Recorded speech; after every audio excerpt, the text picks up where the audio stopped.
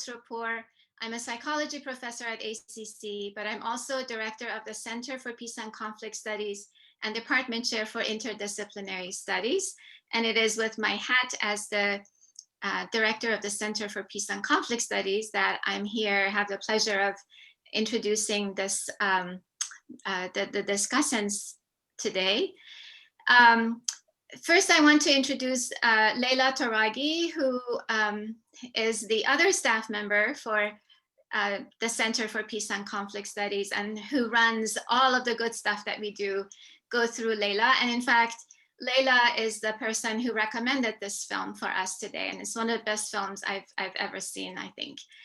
Thank you, Leila, for that.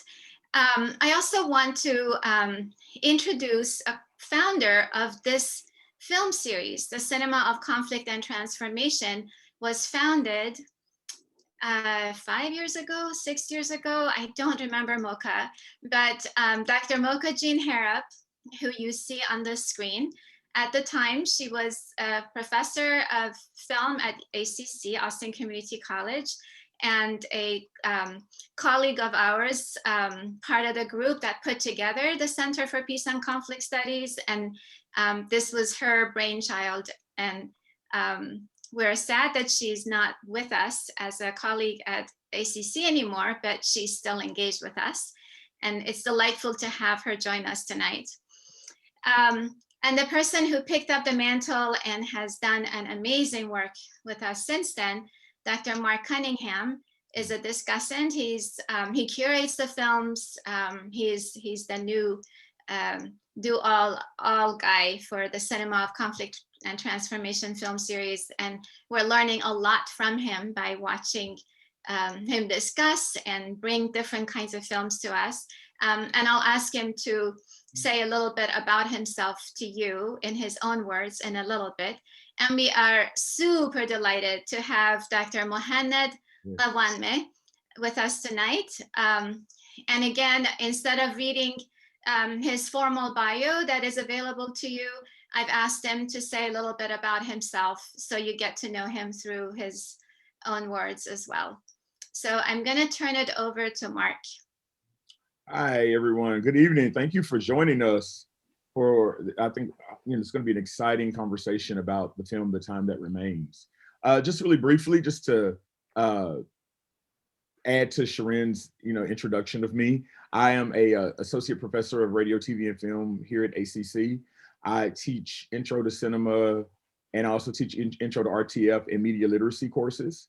I did my dissertation on my research work, well, my dissertation, I should say, on John Singleton's Hood trilogy and the, surrounding the issues of race, gender, and narrative. And I'm currently writing a book to be published by University Press about that subject. So, and I'm just, happy to be here and happy to be working with this this film series. As much as I hope I'm imparting to people, I've gained as much. So I'm just happy to be doing this for sure. And so now I turn it over to our guest, Mohannad Ghawanmeh, right? Did I say it correct? Quite right. Yes. Thank you. Okay, well then. Hello, everyone. Tell us a little something about you. Certainly. Hello, everyone. Thank you for having me. I'm Mohannad Ghawanmeh, a cinephile, scholar, cineast. I am a Palestinian American immigrant to the United States who has worked in and around cinema for about, I would say, 18 years or so since the founding of the Twin Cities Arab Film Festival in 2003. Besides film programming, I've done a whole bunch of other things. I've produced a little, I've acted a little, I've done some voice acting, I've narrated. I worked as a script reader for a year for a production company. Best job I've ever had, not that it would ever pay the bills. Let's see, I ran a film program, film series at UCLA called Melnitz Movies, mainly focused on quote unquote world cinema and indie independent cinema. This is while I was there doing my PhD, which I earned in June from the Cinema and Media Studies Department, my dissertation being on the political economy of the silent cinema in Egypt, 1896 to 1934. And I'm currently serving as the executive director of Al-Bustan Seeds of Culture, an Arab arts programming and education organization located in Philadelphia. Wow, that's wonderful. That's nice. Good job, man. Good work, man, and welcome to the PhD club, man. Thank you. Yeah. Thank you for joining us. Thank you. Thank you. Ren, I'm sure you welcome him as well to this club. Absolutely. So, to get started, I hope everyone had a chance to watch Elia Suleiman's movie, The Time That Remains, which, if I could just say, it kind of blew me away. I was just struck by how beautiful it was, how beautifully, realized it is. And, really, in addition to being engaged in the story, really found myself really kind of learning a lot about what it means to be Palestinian, which is, not something that I know an entire, a tremendous amount about. And so it really kind of, it kind of enhanced my education, but also filled me with questions, which I hope to pose to you today here, Mohannad. So before we begin, I would just like to give a brief synopsis of the film, just to kind of get us started. So, The Time That Remains is part of a trilogy of films that Elia Suleiman did. This one is a semi-autobiographical film told in 4 episodes about his family from 1948 into the current times. The film was inspired by Suleiman's father's own private diaries, starting when his father was a resistance fighter in 1948, and also letters that his mother had written to family members that were forced to leave the country. And so, utilizing those, those memories plus his own memories with his family, the movie really does attempt to portray the daily life of those Palestinians who were left behind and were referred to as Israeli Arabs, and were in fact living as minorities, in fact, in their own homeland.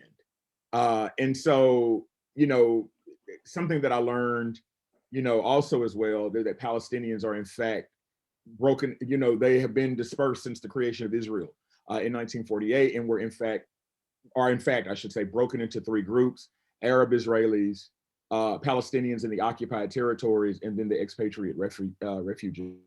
And so I'm certainly going to leave that to Mohannad to kind of break all of that down for sure. But Mohannad, I'd like to start with a question for you immediately, right off the bat, that, just based off of what I said, if you could provide some context for us, for those of us who may not be as aware of both the historical and kind of current political climate for Palestinians, and in what way does Suleiman's film reflect that? Thank you very much, Mark. I would say that The Time That Remains, among its sort of several claims for success, would be that I think it serves as a really good entry into the Palestinian experience in modernity, in the 20th century, and especially since World War II. That's not to say that the film in any way attempts to tell deliberately and methodically any kind of historical account. For those who've watched the films, really the only overt historical references you get are of the occupation of Nazareth. This is the director's hometown in 1948, and the sort of feeble resistance effort, which was of course crushed, and then about 22 years later or so, the death of Jamal Abdel Nasser, the arguably the most influential Arab head of state in the 20th century, and a man quite dear to the Palestinian people because of not only his championing of their cause, but for a good decade or so, his seeming as the best hope that Palestinians had for any kind of retrieval of homeland, or really any attempt at sort of exacting justice from the Israeli government, or exerting enough pressure on the Israeli government militarily to have it concede in somehow. And of course, Nasser died 3 years after the '67 war, a rather ignominious defeat, and he himself was a defeated man. And perhaps the recalling of that occasion in the film was to really to sort of, I think, to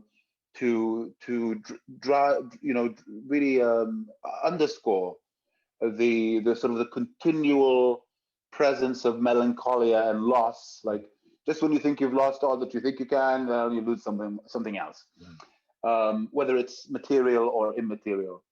But the reason I think it's a good entry is because, especially I would imagine for young people, and I wouldn't even say just by young, I don't mean people necessarily not only in their teens and their 20s, but I've noticed, for example, since the beginning of the century, really, there's been a trend of a lot of people getting their news from comedy shows. Yeah. I mean, I knew a lot of people who got their news from the Jon Stewart show. Wow. For years, Mm-hmm. And so I think there's this interest on the part of those who are, who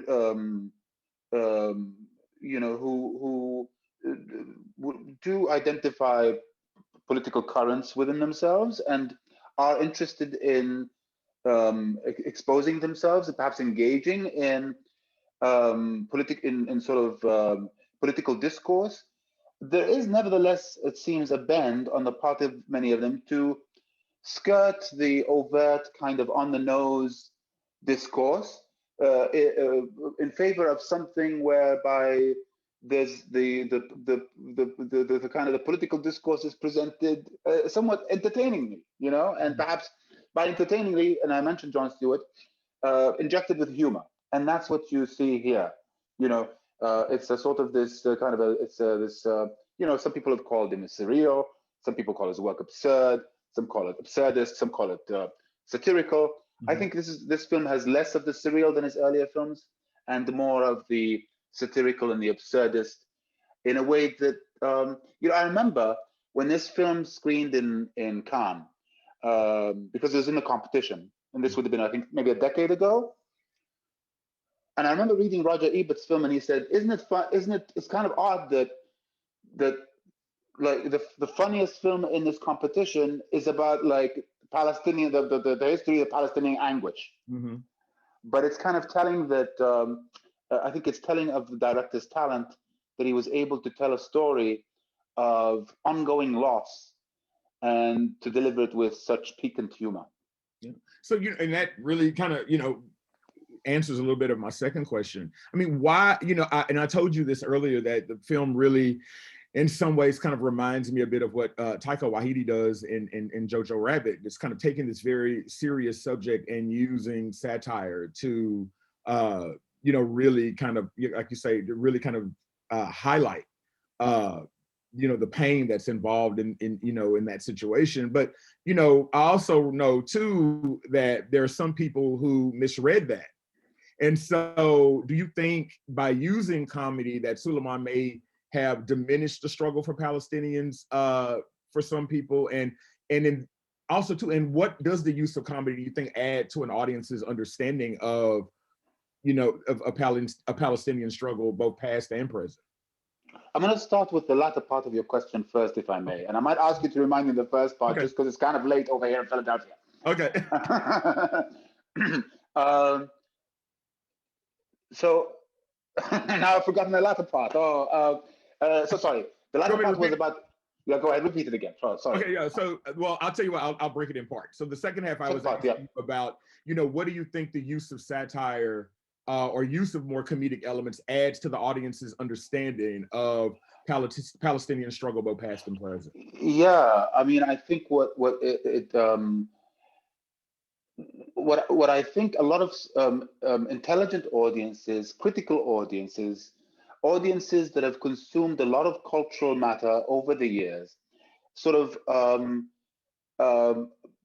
often, I know I am, are more receptive to messages kind of being delivered in ways that are original. And what I think many who are, what a person, a concerned sort of citizen of the world may think that they would encounter in watching a film that tells the modern history of the Palestinian experiences, they probably think that it's going to be excruciating, that it's going to be on the nose, that it's going to show like a whole bunch of suffering, that there's going to be weeping, there's going to be like a bunch of angry or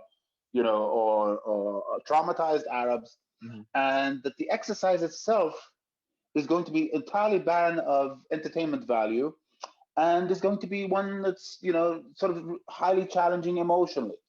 There are such films, and they are important, but it's useful for a cause to be able to strike various chords in attempting to convey, to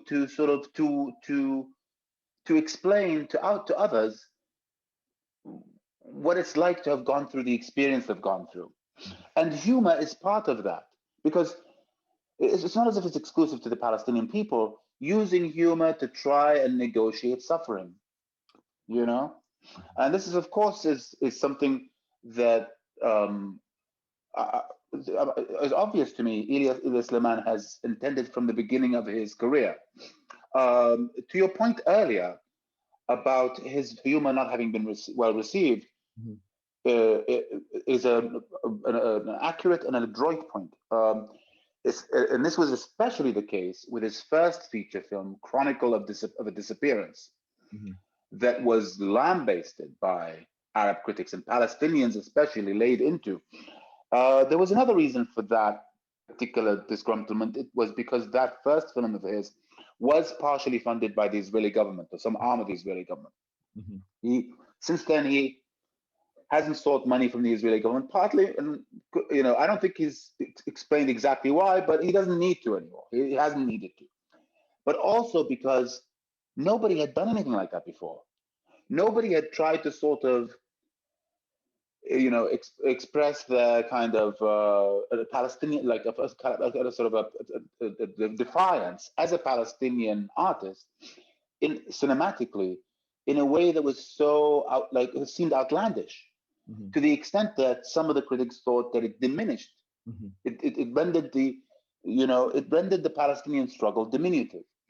So that was that definitely was that came off very potently, this sort of criticism of his humor being inappropriate in describing the Palestinian condition. But what I've noticed often, and maybe you've noticed this too, is once something has been done once, an audience has become somewhat accustomed to it. And especially if such a person, in the case of Elia Suleiman, garners such international acclaim and renown that then redounds onto his people, then by the time he'd made his third film, he'd gone to Divine Intervention, there was far less controversy. And then by the time he delivered The Time Remains, now he's like a hero. Yeah.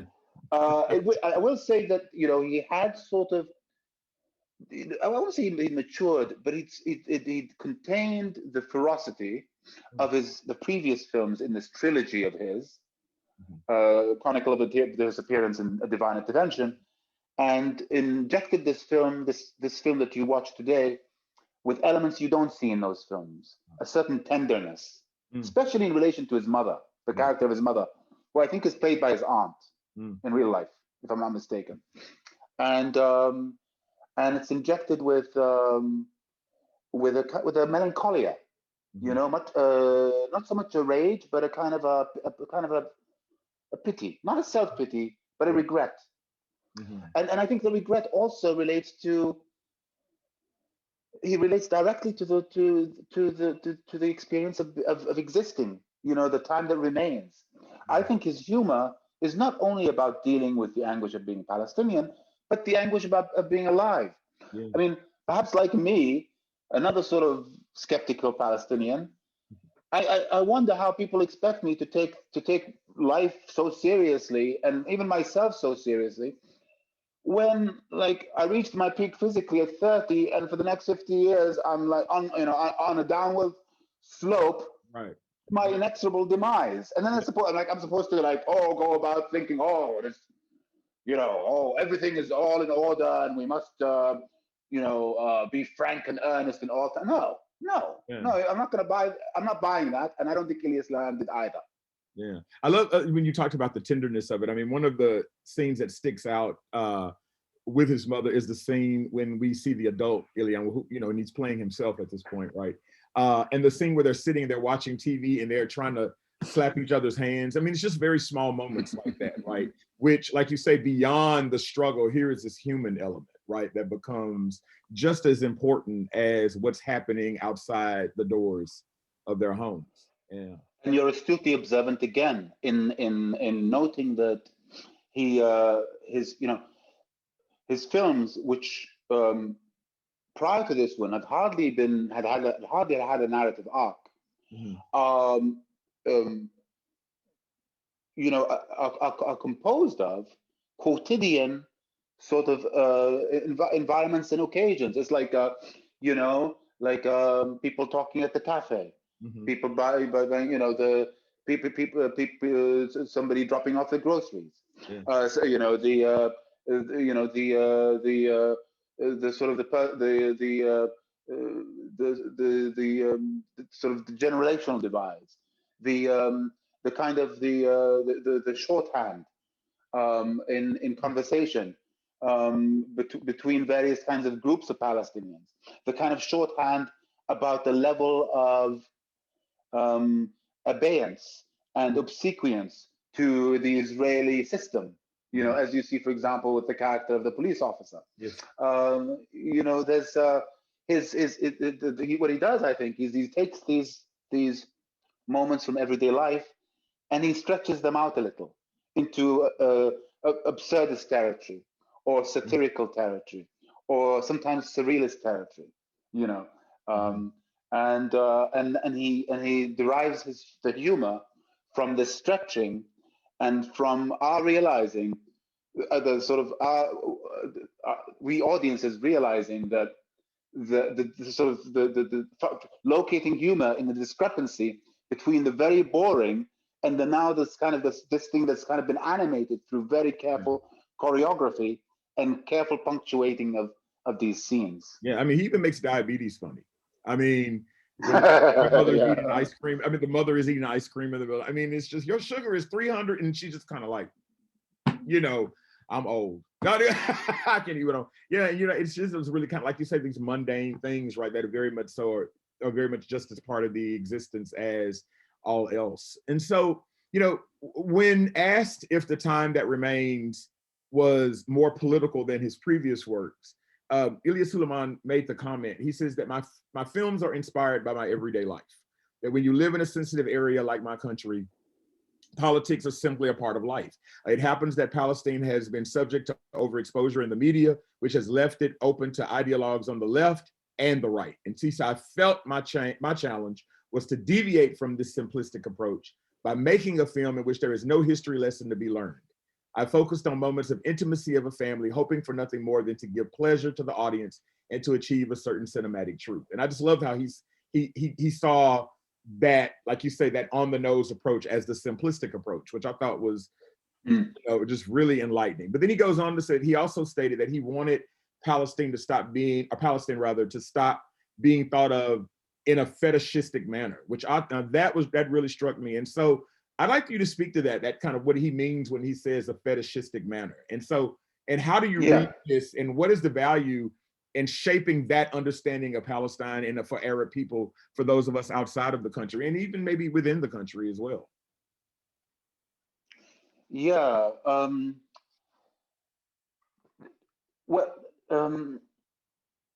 I first of all, I don't entirely believe that statement of his. Oh, really? I don't think he's been entirely sincere. No, I think that he is trying to deliver a lesson of history.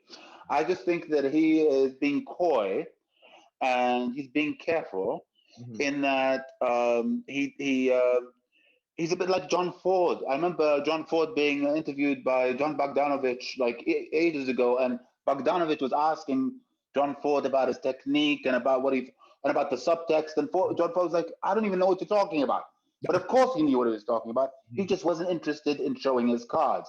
I think Elia Suleiman is not interested in showing all his cards. Okay. And he's also, that said, I do appreciate his point about fetishizing the Palestinian cause. And I do think his films resist that, by totally skirting any notion of like realism, in cinema, which people have expected from, by people, I mean people in the West, the purveyors of culture, it seems, internationally, have expected from world cinema and the cinema of the impoverished, victimhood, misery, right? It's almost like, if you're a Western egalitarian humanist and you want to feel like you're sort of connecting with those who are suffering and those who are far worse off than yourself, then you go and you watch a film for a couple of hours, cry a few tears, and then go off to Starbucks. No, he's saying no. When I'm not participating in this, I'm not, I'm not going to put this on. This isn't going to be some experience whereby you get to walk away thinking, "Oh, I'm so much better world citizen because I've taken time out of my day to watch this film about human misery in parts of the world where people are miserable, and and that's my contribution for the week." No, he's saying no, and I think he's also resisting this notion of fetishizing. So, on the right, I don't think we need to spend much time about that, as far as, for example, considering the Holy Land as, the location of the Second Coming and that business. But on the left, there is this bend to sort of kind of use the Palestinian cause as some sort of marker of one's leftism, of one's radicalism. Yeah. It's so daring to sort of present yourself as critical of Zionism in the United States that it sort of earns you a certain cachet, as it were. And maybe Suleiman has seen some hypocrisy in those circles, as have I, at times. And he's not interested in catering to them either. Yeah. So I think that's what he's going for there. But I do think he's coy and he's self-contradictory at times, and he's playing with the he's playing with the interview, he's playing with these questions, and he's making sure that he's not readily understood. I think he enjoys being enigmatic. I saw Mocha Jean's comment here about the Charlie Chaplin dilemma. I mean, I think about Chaplin and The Dictator and things like that. And him kind of again using humor to play in these kind of serious spaces like that. And so it's not like there isn't any precedent for that, right? But like you say, when it happens in these spaces, right? And with certain groups of people, right, then it becomes like, oh no, we have to look at this much more seriously than that. We can't, and who's to say that it can't be thought of that way? I mean, I think about what you were talking about just now about, having done your deed for the week and, going to Starbucks afterwards by watching this film. And it's something that's happening right now amongst, Black people now, talking about these consistent images of Black people in the media, and it's all traumatic and it's all suffering, and then trying to find ways in films, for example, to counter that depiction. And off the top of my head, like immediately I think of Steve McQueen's Lover's Rock, right, which is a direct counter to that narrative of this kind of traumatic Black experience, whether it be Western or over or otherwise. And you're right, there is this notion or idea that once you've seen this suffering, right, that somehow you're better now that you've seen, right? You say you've it's almost like a purification of some sorts, right, for people. But it's ultimately like, what does that do for those people, versus the people who are on the periphery, right, looking at this and going, oh, this is terrible, and we need to do something about it. Yeah, it's really interesting. I think we people who have struggled and suffered welcome allies. We welcome allies, and it serves our cause to have allies. And I think, we as Palestinians, I mean, I think of Elia Suleiman as an ambassador whose works are capable of winning understanding for the Palestinian cause in a way. But allies should also approach their should reach out in sincerity and in consideration of their own of what's in it for them, you know, in a way, and what it is that they're trying, like what the reaching out means in terms of how they position themselves to the people who are struggling or who are suffering, to whom they are reaching, to whom they are extending a hand. I'll give you an example. I was once asked by an activist why I wasn't angrier. Why aren't you angry? I was asked, and I said, like, well, I'm angry now. I'm gonna walk off, you know, because that was a daft question. You know, just because I you know, my people have been hurt, and you know, and it doesn't mean that you know, it's in the back of your mind. It colors your life. It impacts your decision making, but it doesn't mean you go around fuming, and it doesn't mean you go around feeling like a victim all the time. Most of the time, you're either sleeping or eating, or, you know, thinking about paying a bill, or just like other humans. Yeah, I've had the same question posed to me very recently. Yeah, I mean, you know, I always go to a quote from James, of all places, James L. Brooks's movie Broadcast News, right? And there's a scene in there where William Hurt says to Holly Hunter's character about when they having the layoffs in the newsroom, and he says, "I can't feel bad because I don't feel worse." You know, so, and that's how I'm like, yeah, I mean, you know, like you say, it's the everyday thing. Most times I'm going like, oh God, I got to teach 2 classes today, and then I got to do that. Yeah, it's other stuff for sure. I want to say before we go on that if any, you know, our audience members, you know, thank you all for joining us, and if you have questions, please put them in the chat area, and then we'll get to them for sure. So, you know, and even though we may be pursuing sort of you know, abstracted realms here, and like talking high-mindedly, Mark and I, this film, I will say to the audience, is really rich with detail and complex. So, you know, but you shouldn't feel at all remiss in not having like gathered something or understood something or collected something. There's a lot going on, a lot that's ambiguous deliberately. Yes. Yeah. So Mohammed Dabashi, there we are. Yeah, he wrote a book about the Palestinian cinema book. Yeah.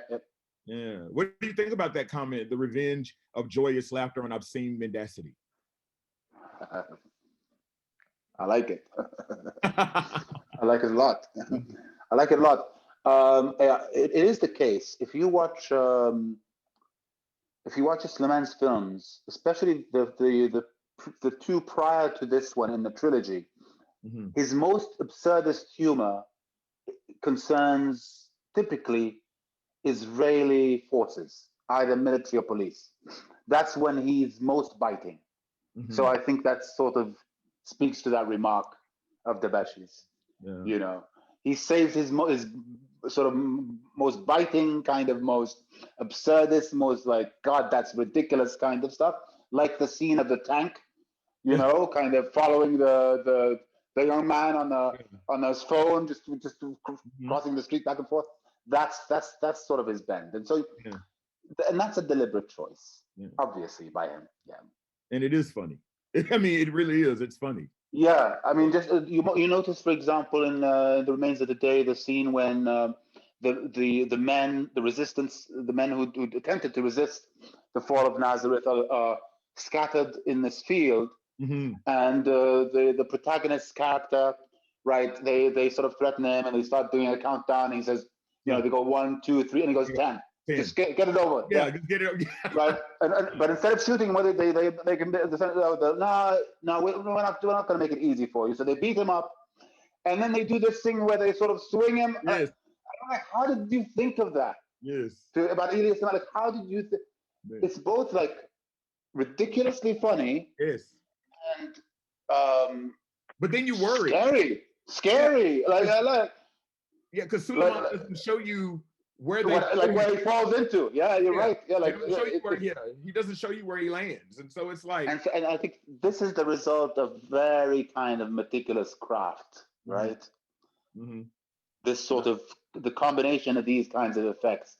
You can't. I don't think this is the kind of thing you just think of on the spot, you know. Oh yeah. Which may explain why it takes him so many years to make a film. Yeah, very meticulous for sure. So, some of the scenes I was struck by was where Suleiman's younger self was repeatedly warned about his take in school on America, where he kept saying, "Who told you America was colonialist? Or who told you it was imperialist?" Is this the consensus about America in Palestine?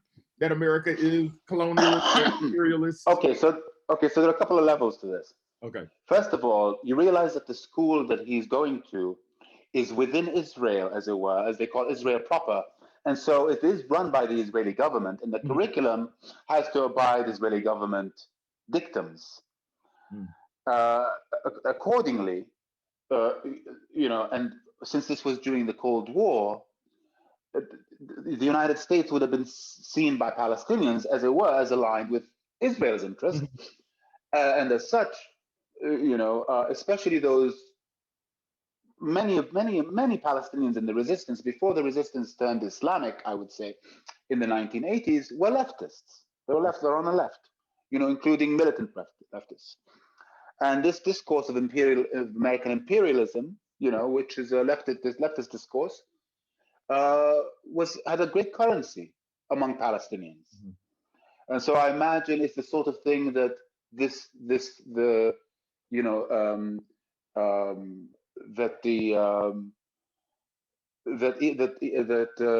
child Elia would have studied. Well, it's not him; it's his son, right? Sorry, Elia Suleiman. That's right. It's himself as a kid.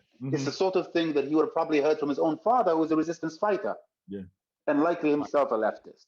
But my father called himself a leftist, and really he only was a leftist because he didn't have a choice as a Palestinian. Because if you are, back then, if you were on the right, then that meant sort of by default that you were aligned with the United States, and therefore acquiescing of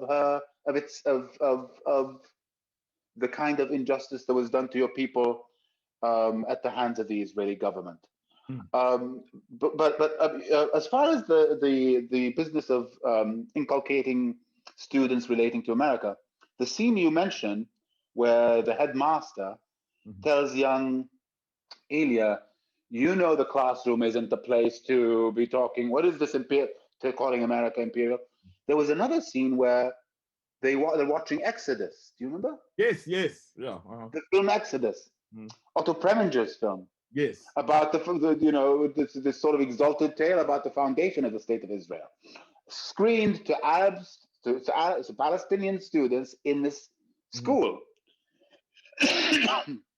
But it's whereas a different director may have sort of harped on the injustice of Palestinian youth learning about their own land through a Hollywoodized, rather Zionist message film.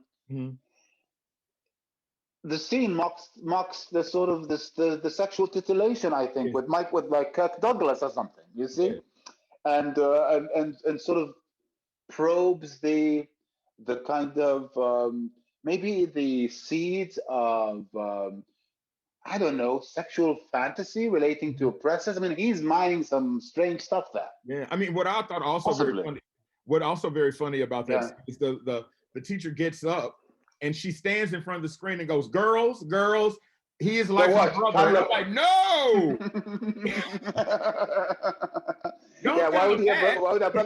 Why would that brother be kissing her like that? Yes, I was like, please don't tell him that. He's like a brother. He's like, it doesn't address. My mom used to tell me. My mom said it was special effects when I was a kid. I think that was much more plausible and much less creepy. Yeah, it was just like. Yeah, so again, he mined that for humor too.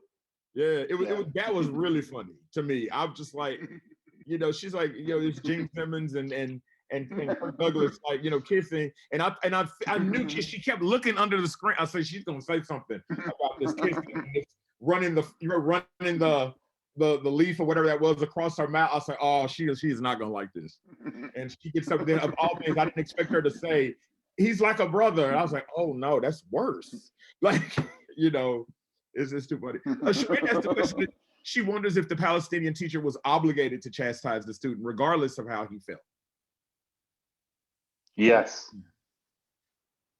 I imagine. I mean, as a matter of duty. And I think, you know, what you notice, I mean, if you look closely, is that I would say not judgmentally at all, but Elia Suleiman is laying bare the tiers or the levels of Palestinian acceptance to the status quo, to the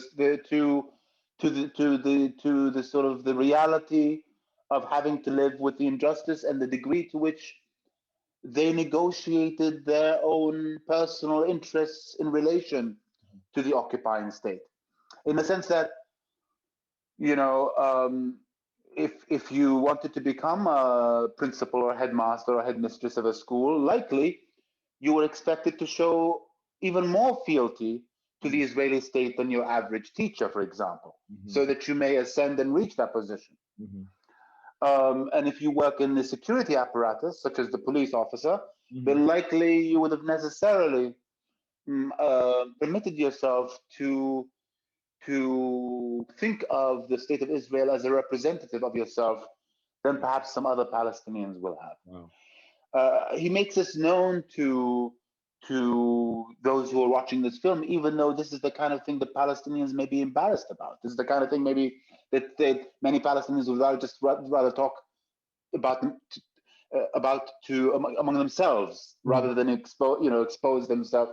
So there, I think it's a mark of his strength as a filmmaker that he's willing to expose these kind of this self-loathing and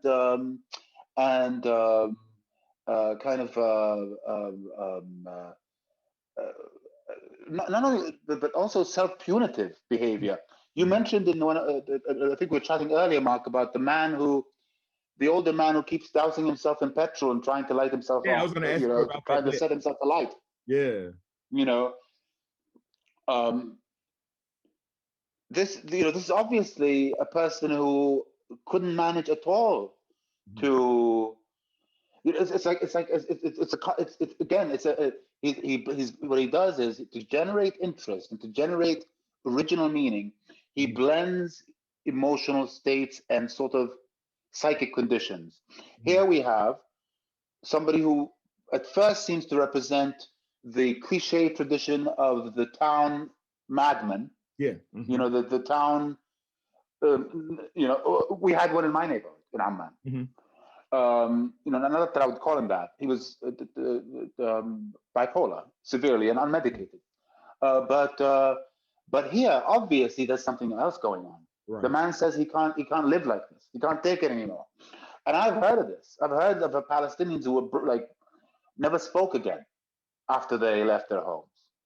People who were psychically broken.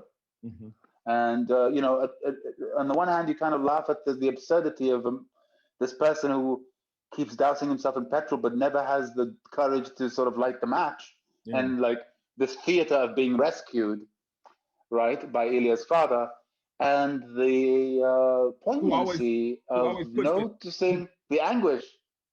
Yeah, and he always puts the cigarette always out puts out his own cigarette. Right before he gets close to him. I was like, oh. Yeah. That's right.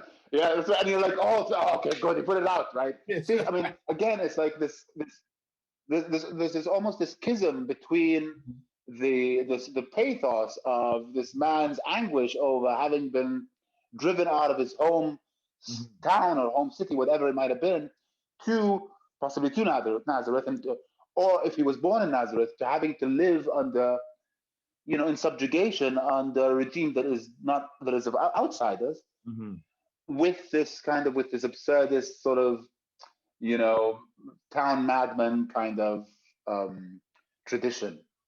Yeah. We have you have this in the Western tradition, the Harlequin and the the jester, the tears, the jester's tears, right? That sort of a thing. Yeah, I was going to ask you about that next. Yeah, because and you really did. You filled the blank in for me there perfectly, because I knew there was something more to him just about dousing himself and being curse this life, and I knew there was more than of course it's funny, right? I mean, the way the whole thing plays out. But yeah, I'm glad you kind of filled that blank in, that it's this bigger thing about, you know, from a, now, because I was going to ask you, was this generational, right? And it is, right, that these older people who, you know, who've seen so much, right? And I'm particularly struck by you saying that some people never spoke again, like just kind of become, as Maya Angelou said of herself at one time, becoming a volunteer mute, you know, and not engaging in those spaces anymore because the, you know, the trauma is so great in some ways. Wow, yeah. I wanted to mention another scene in the film that I thought to be, and I talked to you about this, and I told you I had a failed attempt of trying to capture a shot of this on my phone, and it doesn't look good. But the scene with the mother drinking her tea and this beautiful backdrop of the fireworks and stuff, and kind of the kind of solitary notion, the mother sitting there in solitary with her thoughts, with her memories, right? I think at one time she was writing letters, and I'm thinking like maybe those family members that she once wrote letters to are probably not alive anymore, or for whatever. And so now she sits along with those thoughts. A couple of questions, and one thing I want to ask you is what scene in the film that you find particularly effective and why. But I would like you to speak, and just to indulge my own love of that scene. How do you read that scene in terms of the mother and where she is at that point in her life and in the film in that point? So it's the fireworks, I believe, were for New Year's, were they not? Right? So another year in the life of this woman who's outlived her husband, the love of her life, and is,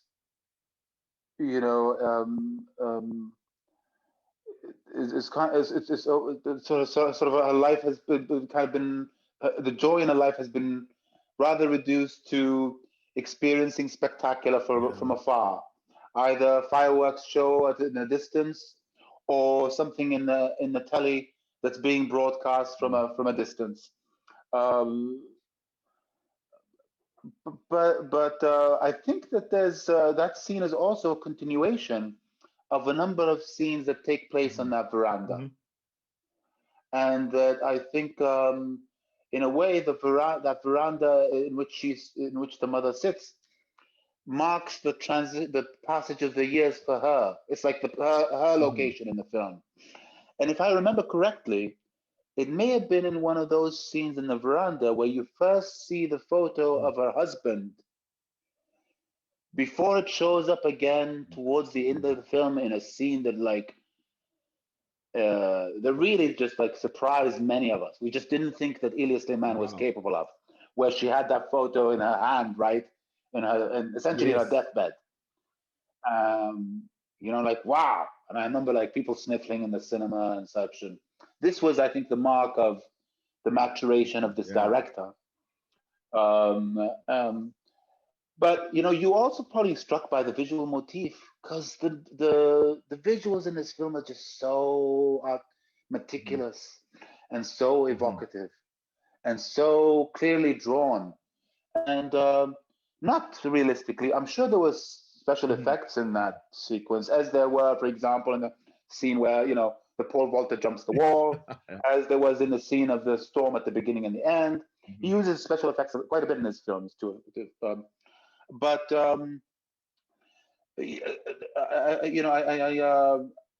appreciate your interest. I appreciate that. I think that that celebration sequence, with the karaoke singing and some of that business, was a continuation in the director's interest in stretching out the value of the quotidian.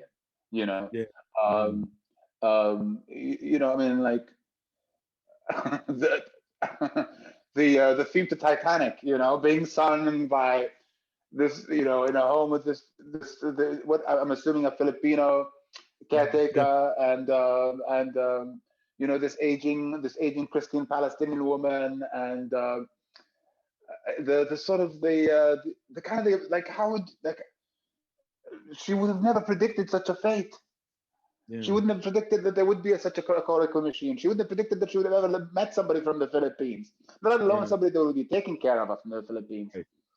And she probably never expected that she would be living so, the last years of her life without her life, the love of her life, her husband. Yeah. I mean, that scene at the end in the hospital is just gorgeously done. And I've just in the last, I guess in the last year, been in a similar situation with myself and my mother on her deathbed. And it was very similar, where they don't want to wear the oxygen. They don't want to wear the things that are helping them breathe or sustaining their life, because they've made peace with the fact that they're ready to transition and move on to the next world or to the next space in their lives or what have you. And I felt that so much in that scene where the mother, takes the oxygen off and takes the picture. And, and you're right, that having made peace with it, probably some of the greatest peace in her life at that moment. Yeah, it's beautiful. Hospitals do play are a location of choice for Elia Suleiman. So if you get around to watching his other films, you'll notice every single one of his films has at least a scene in a hospital. One of his earlier films has this ridiculous scene where a bunch of people are walking around with tubes in their noses, and the connected to IV tubes connected to their arms, and they stroll in like hospital hallways smoking cigarettes. This cigarettes are also kind of, I think, a motif in Elia Suleiman's film, as a kind of sort of my spirit has been killed already, so come on, let me smoke, but they're also used again, like often these motifs have 2 or 3 uses to produce this kind of classic, kind of sexy beauty that we remember. There's a sequence where Elia's father is working in his metal shop alone, and it's a kind of a long shot, and you see him in the distance, and he's wearing kind of his undershirt, and he's smoking, and I'm thinking that Elia Suleiman, it took him 20 takes to get that, because the plumes of smoke are just like, I want to embrace him and the plumes, the sort of. Perhaps he's finding. I think one thing Elia does repeatedly, Elia Suleiman, is I think he finds a certain, if I may say, a certain modern charm, a certain sex appeal in fatalism.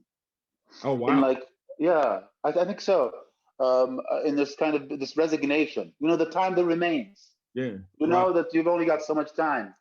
If you're at peace with that, then it kind of, he finds that a very attractive feature in people. I think in artworks. But I think with that makes so much sense. Particularly with the way you're talking about the smoking, I think it makes so much sense. That futility, if you will, with the mother at the end in her last days. But then I'm thinking about the young boy bringing the green beans that asked for the cigarette. And so, what is it like for him to be so young and to be, what Mocha James called that joyful futility at that age? It's like, is he not expecting to, what's his life expectancy? How is he looking at his life in that regard? Yeah. Wow. Shireen puts here that I think that the film speaks to many immigrants who left their homelands involuntarily in one way or another, and the nostalgia and melancholy that you talked about, as a part of that nostalgia and melancholy that you discussed earlier. Yes, it comes through very potently in the soundtrack. So and this of course would take research, but if one were to consider to look at the songs included in the soundtrack, they're like they're a trip down nostalgia way, and their lyrics are often rather melancholic, and they sort of, in a way, they fill in the progression of time that Elia Suleiman does not deliberately elucidate you never see, much of the film, you don't see a year marking the passage of time. You don't necessarily see, and you don't see like the tricks in other films where there's a newspaper with a headline telling you what happened that year. but the songs for Arab audiences tell us what era we're kind of moving through. So at the beginning, you have Muhammad Abdul Wahab, who's like this Egyptian grand singer of the 30s and 40s. Then I think we move to, I think there's, at one point there's Najat al-Saghira, which is 1960s. Then we're hearing, and then towards the end of the film, it's a techno, it's like this electrified rendition of the Bee Gees. Yeah. Which was produced by Mirwais, which I thought was really interesting too. Yeah, he's very particular about his music choices, Elia Suleiman, exceedingly particular. So I think again, there are sort of levels of understanding that his films avail to those who are willing to think harder or do some research, or because what he does is he's sort of announcing himself. Everything that I'm presenting you with, I've thought about very, very hard. Every single choice has been deliberate and thoroughgoing. So if you as an audience member are interested in like getting in learning more, then you ought to go in perhaps in certain directions that you might not have in the past. In the sense that, if you're a Western viewer, then you're not going to know really these artists, and you're not going to know what Najat al-Saghira might have meant. You're not going to know that she was, for example, Shadi's sister. You're not going to know that Muhammad Abdul Wahab was sort of the grand, the sort of this grand voice out of Egypt in the 1930s. And also, the music it is reminiscent of a time when Egyptian culture was exceedingly pervasive in the Arab world, and really kind of marked the cultural progression of the region. So almost all of the songs in the soundtrack, even though the film entirely takes place in Palestine, are Egyptian songs. They're Egyptian pop songs. Kind of marking musically that time in the life of Palestinians, when the politics, the political goings on in Egypt were the ones that were most important to us as Palestinians in the Arab world, because Abdel Nasser was thought of as the great Arab hope. Wow. So your description of the music is just more evidence that Suleiman is giving us a history lesson here. I think he is. So I think that's why I didn't believe that statement he made. I just think he's being coy in saying, you want to argue that I am? Well, go ahead and go do all the research that some of you might do, and like come back with the evidence.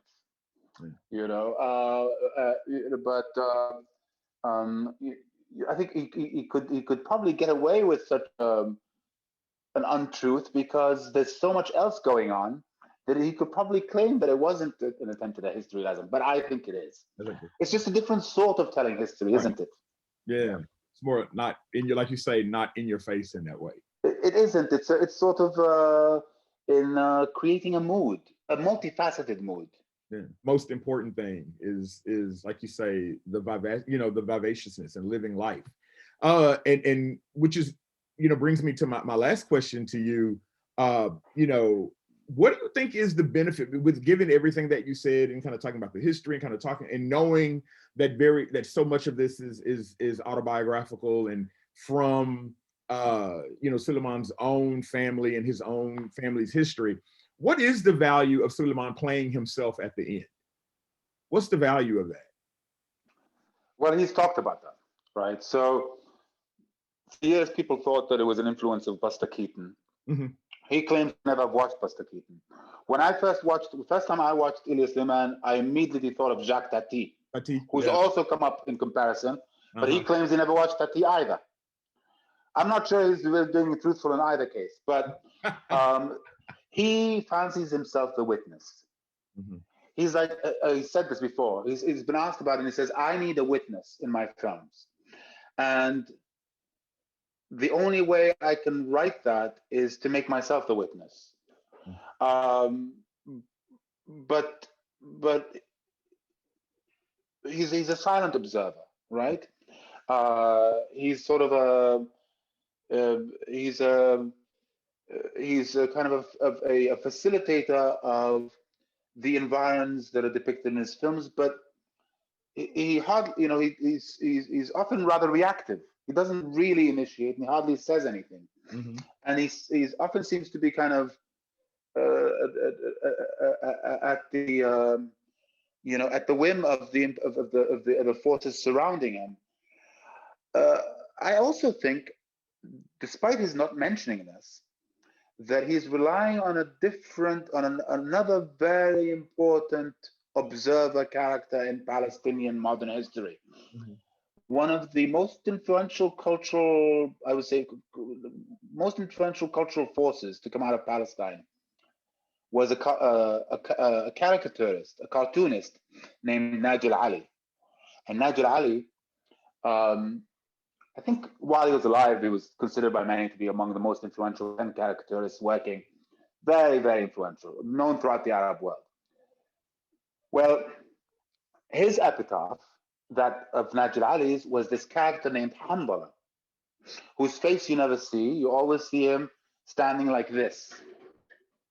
Mm-hmm. His bum and back are depicted in his cartoons. And I think that I do believe, even though he's never said it, I do believe that Elia Suleiman is paying homage to Najil Ali through his own sort of carrying.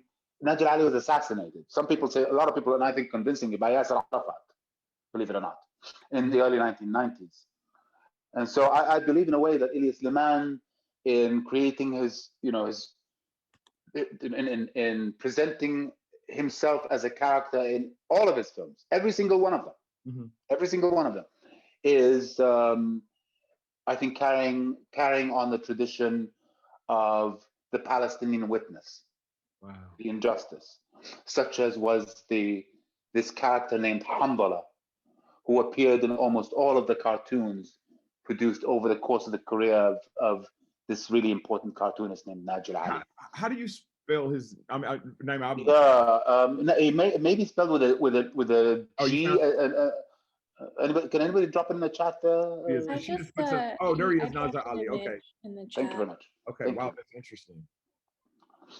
Wow, that's wow. Suleiman is messing with us by, like you said, he's being coy by very much really so. infused with a lot more of, like you said, this history and this discussion of, the plight of Palestinians more so than he's letting on, right? Yeah, and I've got to say to you, Mark, I mean, like when I've read interviews by him, including one, the best one, I think, was conducted by a good collaborator and friend of mine named Joseph Fahim, Egyptian film critic. And I hardly believe any of his answers. I just don't believe Elia Suleiman when he reminds me of Jean-Pierre Melville, the great French director. I've read interviews of him. I don't believe any of his answers either. I think they're entirely produced in order to position him a certain way vis-a-vis his craft and his audiences and his funders. And he's like, you wanna call me a liar? Catch me, and we'll make maybe I'll make a mockery of that too. Who knows? But I don't trust him in terms of his speaking of his own art. I think it should, but I think it's also fair in the sense that he may be alerting us that a lot of these interviews are essentially, promotional materials. They're trying to sell the film just like the teaser, just like the trailer, just like the suit you wear to Cannes, So it's part of the apparatus, the sales apparatus. Okay. Yeah, man. Wow. And so does anyone have any comments or questions they'd like to ask about the films or about Suleiman himself? No? Nothing? I think we have very few participants right now. So if people want to turn on their mic and ask the question instead of type, if that's easier for them. Oh, yeah, that's a good point. Yeah. It's a very good point. Well, if nobody's, I have something to ask you about. Can you speak to the scene which you talk about Buster Keaton? Is the scene that he spends a little bit of time on, actually, when they go to the hospital and you see them running back and forth in the walkway, and they're taking the body and they take it back, which was hilarious to me. But I find it, like you said again, difficult that he had never seen any Buster Keaton or Jacques. Yeah, I just don't believe it. I don't believe it. Yeah, and I don't believe he didn't watch Jacques Tati either. Yeah. But he won't admit it. It is the case though that Elia Suleiman, and this may be an inspiration to some, never went to school for film, never studied cinema in school.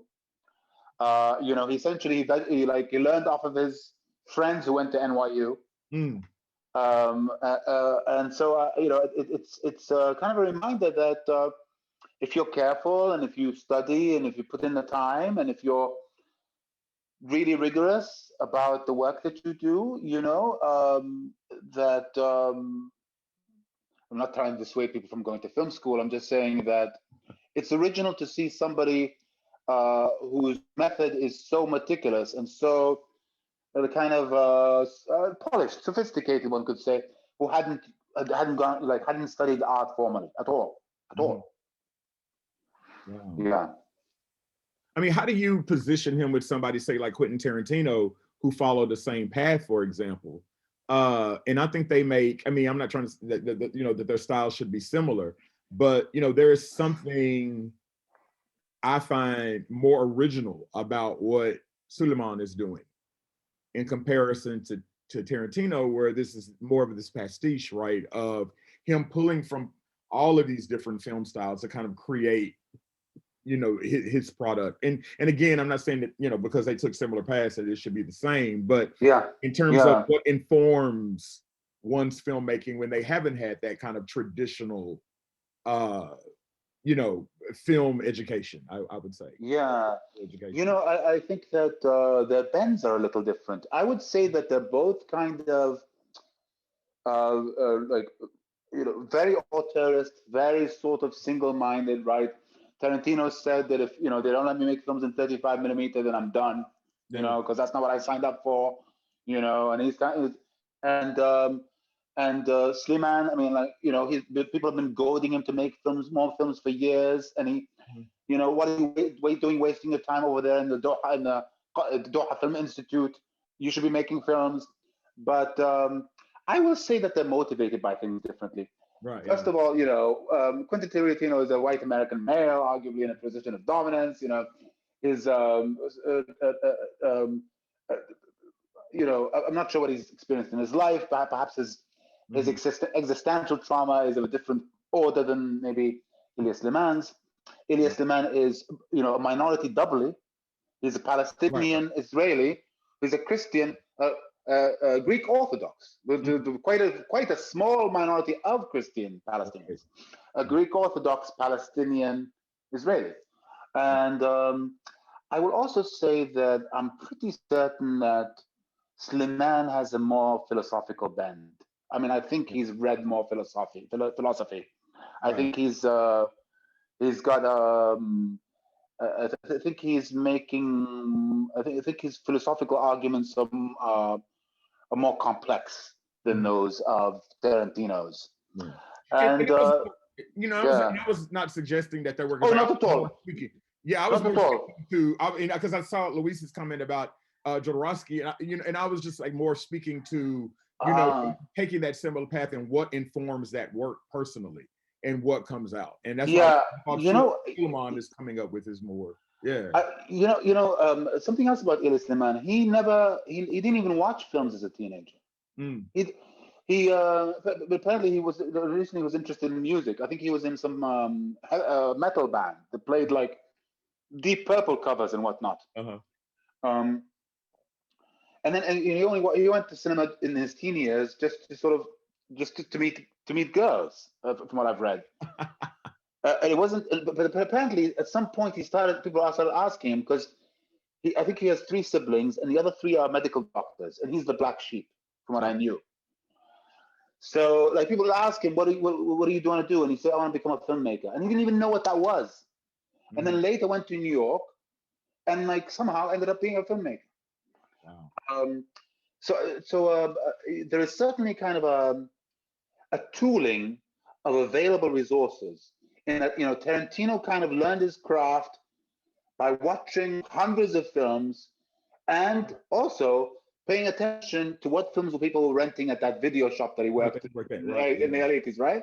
Yeah. Right? Noticing what people liked and kind of gathering an idea, a bit of this, a bit of humor, a bit of action, a bit of sex, a bit of bring it together, boom. Boom. Yeah. Got great pulp, right?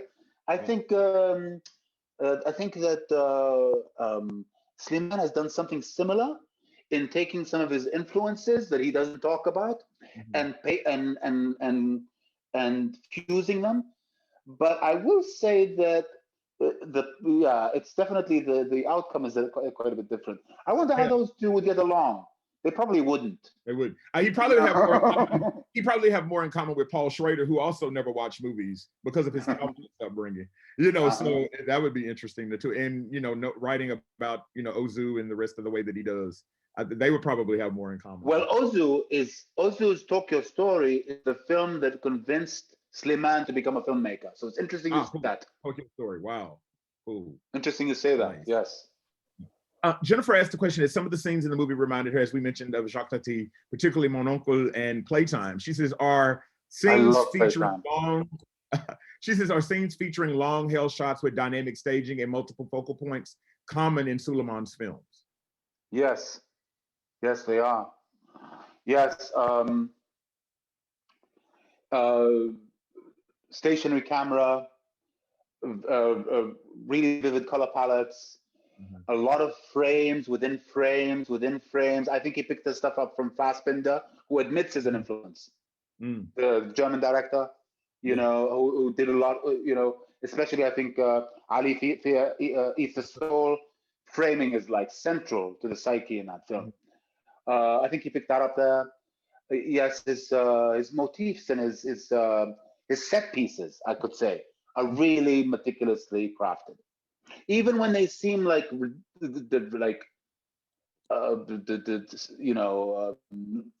simple or trivial, like the scene of smashing a beer bottle against a wall or something like that. Even in his depiction of the quotidian, what he does is he stretches it out and and clears the space. You notice the spaces he depicts are almost never cluttered. That's totally unrealistic. Palestine is jam-packed with people, but not his own visuals, because they would interfere with the imagery that he's trying to create. He's not after realism. He's after evocation. Jennifer, you said, is there a source to stream films such as this? Unfortunately, I think Amazon only has the time that remains to stream, and it's a little, I think, difficult to kind of get some of the earlier works. Whatever, you probably have to try eBay or something like that to buy some of the DVDs or something like that. But I was looking at Amazon, and when I was researching and just kind of looking around the film, looking for the other films is what I saw. On streaming platforms? He sells the DVD. Oh, cool. Well, I need this. Wait a minute. Let me just. Well, look at that. We've got somebody who sells Elia Suleiman DVDs in on this gathering. What sort of people have you invited here? Yeah, I know, right? You got some. I love it. I love it. Also olive oil from Palestine, soap made in Palestine. Wow. Okay. Lovely. Right here. Yeah. Lovely. Yeah. Lillian says there is hope. Toby says it sounds like the ballet dancer who says you have to work so hard and long to make it look this effortless. Exactly. Yeah, I think that's a really good point, because it does look effortless for sure. Oh yeah, I'll look on Canopy. I know Canopy didn't have this one. I had to do something. I didn't really have to be it. She just did it. Adrian let me get us the link to this. Does anyone have any other questions? This has just been great. I've learned a lot myself from this, for sure. And I think Mohannad, you're fantastic, man. I've really enjoyed the chat, and it's nice to. I've been doing I've been writing checks and stamping envelopes and dull work as executive director the last couple of days. It's nice to It's nice to feel like a cinephile again. Yeah. Yeah. Thank you very much. Thank you for joining us for sure. This has just been, it just opened my eyes up. Yeah, you're a cool lot. Invite me back any day. And please check out Al-Bustan programming. Well, much of it is virtual these days. May I plug in my organization momentarily? Is that okay? Please do. Is that okay? Yes. Okay. So I'm the executive director of Al-Bustan Seeds of Culture. And we're moving into, necessarily because of COVID, much of our, as is the case with many organizations, our programming is virtual. A couple of programs coming up. We have a blending of African American and Middle Eastern musical performance this weekend in a show called Crossing Genres 2. We have the US premiere of a Saudi film called Last Visit at the end of the month, centering on the theme of toxic masculinity from a Saudi film. The film that has been described as Bergman-esque. Oh wow! I've seen a clip of it, not the whole thing yet, and it looks quite stunning.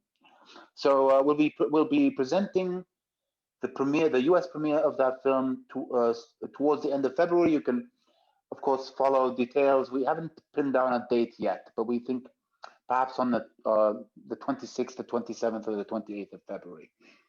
March 13th, we are sponsoring and co-hosting an Middle East woman musician festival, mostly electronic music, but not exclusively. All women, and the festival is called Hiya, which is Arabic for she. Hiya Live. So that's not our own program, but we are sponsoring and hosting hosting the festival on our streaming service. And then in April, we're planning to have a film program of 5 or 6 films called 10 Years Since Tahrir.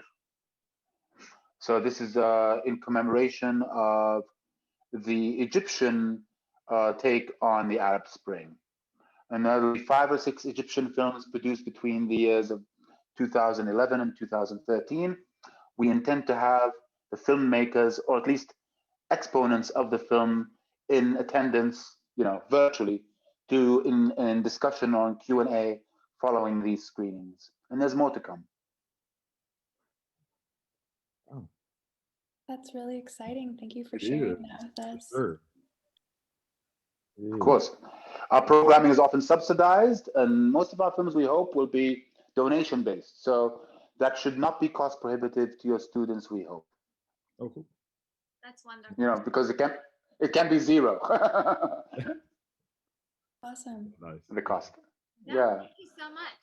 I think we're finding You're welcome. Silver lining in all the pandemic pain is that we've all had to move to virtual ways of connecting and programming, and it's in some ways it's expanded our community reach. Yes. Yeah. Mm-hmm. Yes, we too. Ours too. Yeah. Yeah, and it brings us great delight. I mean, of course, it's not as rich as in person. There's nothing like watching a film on a big screen. We all admit that. But there's something really rewarding to have, somebody in a rural part of the United States who likely would not have had the chance to experience some of this cultural product, to have a glimpse at it, Wow.